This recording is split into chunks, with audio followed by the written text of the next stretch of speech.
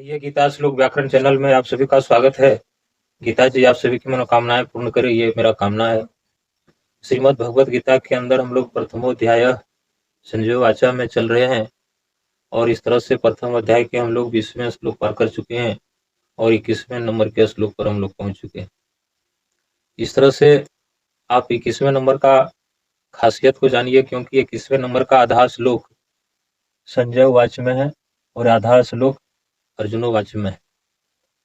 तो संजय अब तक अपने राजा धृतराष्ट्र जी महाराज को बता चुके हैं कि राजन, जब आपके पक्ष वाले सभी वीर सैनिक, सभी योद्धा जब अस्त्र शस्त्र लेकर के युद्ध की प्रतीक्षा करने लगे, क्योंकि शंखनाद हो चुका था दोनों पक्षों से और अब शस्त्र चलना ही बाकी रह गया था, तो उस समय में पांडव पक्ष के वीरों ने भी अपने अस्त्र शस्त्रों को उठा लिए। और ऐसे समय में अब यहाँ पर क्या घटित होता है, जिस तरह से श्रीमद् भगवद गीता युद्ध से प्रारंभ होता है, और युद्ध से प्रारंभ क्यों होता है, क्योंकि मानव जीवन में हर पल युद्ध ही युद्ध घटित होता रहता है और हम लोग हारते रहते हैं और जीतते भी रहते हैं। तो इस तरह से जिस तरह से अर्जुन के रथ के सारथी बने थे भगवान श्री कृष्ण, और उस तरह से अब ये हम लोगों का रथ, जो ये शरीर रूपी जो रथ है, इस रथ में भी सारथी वही भगवान है। और जिस तरह से अर्जुन बोले थे, भगवान को बोल रहे थे कि हे प्रभु, आप इस रथ को दाएं लीजिए, बाएं लीजिए, आगे लीजिए, पीछे लीजिए, तो ठीक अर्जुन के आदेशानुसार ही भगवान रथ चला रहे थे। और ठीक उसी भांति अब हम लोगों का ये जो शरीर रूपी रथ को जो सारथी बने हैं भगवान श्री कृष्ण, अब उनको इस रथ में भी वैसा ही करना पड़ता है, क्योंकि इस रथ के सारथी को जब ये मन करता है कि चलो यज्ञशाला जाना है, तो वहां पर ले चलता है इस शरीर को। ये मन करता है इस आत्मा से कि चलो पाठशाला जाना है, तो पाठशाला ले जाना पड़ता है। ये मन करता है जब आत्मा रूपी भगवान से, प्रभु से, कि चलो मद खाना जाना है, तो वहां ले जाना पड़ता है। अगर कहता है कि चलो मद वेश्यालय जाना है, तो वहां भी जाना पड़ता है। अगर कहता है चलो शौचालय जाना है, तो वहां भी इस शरीर रूपी रथ को ले जाना पड़ता है। और इस तरह से जहां जहां भी कहता है इस शरीर रूपी रथ को ले जाने के लिए यह मन, तो इस शरीर रूपी गुहा के अंदर छिपे हुए परमात्मा को इस रथ को ले जाना पड़ता है, अर्जुन की भांति। ठीक उसी तरह अब अर्जुन, भगवान जो सारथी बने हैं अर्जुन के, उनको उसी तरह से बोलते हैं कि आगे लीजिए, पाछे लीजिए, आगे लीजिए, दाएं लीजिए, बाएं लीजिए। इस तरह से अर्जुन अब आदेश देते हैं और श्री भगवान रथ वाहन का काम करते हैं। तो इस तरह से 19वें नंबर 20वें नंबर तक के श्लोक में संजय बता चुके हैं राजा को, युद्ध से आंखों देखा हाल, कि हे महाराज, अब जब आपके पक्ष वालों को युद्धरत देखे, डटे मोर्चे पर खड़े देखे, तो अर्जुन और पांडव पक्ष के सभी वीरों ने भी अस्त्र शस्त्र को उठा लिए। और जब अर्जुन गांडी बाण को उठा लिए, तो वहां पर बोले, संजय बोलते हैं, यहाँ पर देखिए आधे श्लोक में, ये 21वें नंबर का श्लोक है और आधे श्लोक ये संजय उवाच का है और ये आधा श्लोक अर्जुन उवाच का है। यही खासियत है। अब आधे श्लोक में संजय यहाँ पर बताते हैं अपने राजा धृतराष्ट्र जी महाराज से कि हे राजन, उस समय, तदा मतलब उस समय, किस समय, जिस समय आपके पक्ष वाले अस्त्र शस्त्रों से सुसज्जित होकर अपने मोर्चे को संभालकर तैनात हो गए थे, उस समय की बात है कि उस समय हर्षि के सम तदा वाक्यम इदम या महीपते। अब यहाँ पर थोड़ा उच्चारण को आप लीजिए, उच्चारण को लीजिए। यहाँ वाक्यम इदम माह, वाक्यम इदम माह ऐसा उच्चारण नहीं होगा। उच्चारण क्या होगा? वाक्यम इदम आह।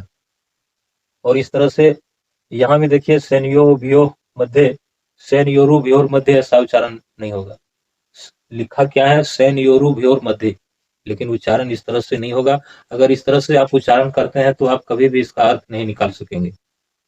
और अगर आप उच्चारण इसका सही करते हैं, सैन्यो उभयो मध्य, तो आप बिल्कुल सही सही अर्थ इसका निकाल सकते हैं।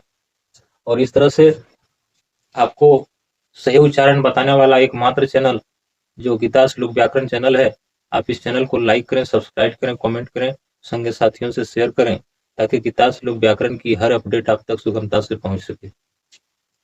तो इस तरह से यहाँ पर हर्षिकेशम तदा वाक्यम इदम या महीपते से संजय अपने राजा धृतराष्ट्र जी महाराज को बताते हैं कि अर्जुन, उस समय जब आपके पक्ष वाले जब तैनात हो गए, मोर्चे को संभाल कर, जब तब पांडव पक्ष के वीरों ने भी अस्त्र शस्त्र को उठा लिए, और तब जब अर्जुन ने गांडी बाण उठा लिए, तब हर्षिकेशम उन्होंने भगवान श्री हरि कृष्ण से बोले, वाक्यम इदम आह महीपते, ऐसा वचन बोला। क्या बोला? तो यहाँ पर देखिए, अर्जुन वाचा, ये संजय वाचा था, यहाँ पर समाप्त होता है संजय वाचा का आधेय श्लोक। 21वें नंबर के आधेय श्लोक से संजय वाच समाप्त, और आधेय श्लोक में अब यहाँ अर्जुन वाचा प्रारंभ। अब अर्जुन बोलते हैं भगवान श्री कृष्ण से कि हे च्युत, हे अविनाशी, हे अनंत रूप, और हे अच्युत। अब कहते हैं सैन्यो हुभ्यो मध्य, उच्चारण सही कीजिए। सैन्यो हुभ्यो मध्य मतलब कहता है कि सैन्यो मतलब सेना को, और उभयो मतलब दोनों। उभय मतलब क्या होता है? दोनों। और इस तरह से यहाँ पर आप संधि विच्छेद दे सकते हैं, वाक्यम जोड़ इदम जोड़ या, वाक्यम इदम या, वाक्यम इदम या, और ये स्वर संधि है। और इसमें क्या हुआ है कि दीर्घ स्वरांत को हर्ष स्वरांत किया गया है। ये दीर्घ स्वरांत है इदम, लेकिन इसको हर्ष स्वरांत किया गया है, और ये स्वर संधि से है।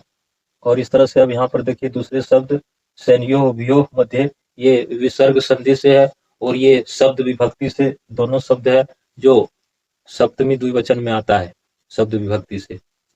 और इसका मतलब होता है सैन्यो मतलब सेनाओं, और उभयो मतलब दोनों, मतलब दोनों सेनाओं के मध्य भाग में, मध्य में, जहां से दोनों सेनाओं की दूरी समान हो, वहां पर इस रथ को ले चलिए। रथम स्थापय में च्युत, हमारे इस रथ को आप वहां पर खड़ा कीजिए जहां से दोनों सेनाओं की दूरी समान हो।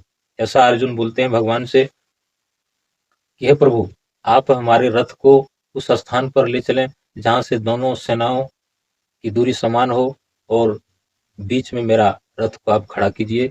ये अर्जुन बोल रहे हैं, अर्जुन वाचा, ये अर्जुन बोल रहे हैं भगवान श्री कृष्ण से कि हे च्युत, हे अविनाशी, हे अनंत रूप, हे अनादि, आप हमारे रथ को दोनों सेनाओं के बीच में खड़ा कीजिए जहां से दोनों सेनाओं की दूरी समान हो, इस तरह से। और इस तरह से अब देखिए अर्जुन की भावना को, आप देखिए कि अर्जुन की भावना क्या है। युद्ध अब शुरू होने वाला है, अस्त्र अब चलना ही बाकी रह गया है, सारे रस्म पूरे कर लिए गए हैं युद्ध के। और इस समय में जब कौरव दल के लोग अर्थात दुर्योधन पक्ष के लोग बिल्कुल अस्त्र शस्त्र लेकर निशाना लगाकर तैनात हैं, अब ऐसे समय में अर्जुन कह रहे हैं भगवान से कि हे प्रभु, आप हमारे रथ को दोनों सेनाओं के बीच में खड़ा कीजिए। जबकि वह समय ऐसा कहने का नहीं था, वह समय था ये कहने का कि धनुष पर बाण चढ़ा करके, और अर्जुन बोलते भगवान को कि हे प्रभु, पहला निशाना किसको बनाया जाए। ये ऐसा नहीं बोल करके अर्जुन वहां भगवान से बोलते हैं कि प्रभु, हमारे रथ को आप दोनों सेनाओं के बीच में खड़ा करिए। क्योंकि अर्जुन कुछ द्वंद्व में फंसा हुआ दिखाई देता है, और क्योंकि उन्होंने संधि का प्रस्ताव भी पहले भेज चुका था, पांडव पक्ष से संधि का भी प्रस्ताव गया था राजा धृतराष्ट्र जी महाराज के पास कि महाराज, आप इस भारी नरसंहार को रोक लें, रोका जा सकता है, और इस युद्ध को आप रोकने की कोशिश करें। लेकिन यह युद्ध रुका नहीं, और इस कगार पर पहुंच गया जहां पर अब अस्त्र शस्त्र चलाने के सिवा और कोई रास्ता नहीं बचा है।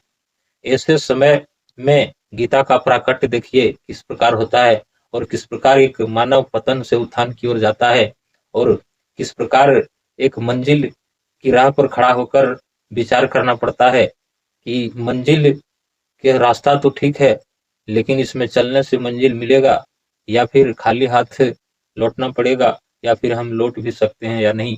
ऐसे स्थिति पर आप विचार कीजिए। और यहाँ पर अब अर्जुन बताते हैं भगवान से कि ऐसी स्थिति में कहते हैं हे प्रभु, मेरे रथ को आप दोनों सेनाओं के बीच में खड़ा कीजिए।